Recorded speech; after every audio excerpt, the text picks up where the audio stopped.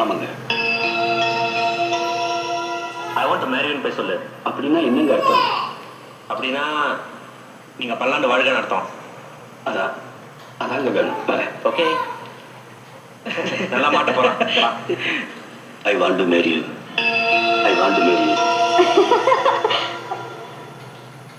சரிதா ஃபங்க்ஷனுக்கு வரலாம்னு சொல்லியிருந்தல, இப்போ வந்து லேட்டாக வரணும் சொல்லியிருக்காரு.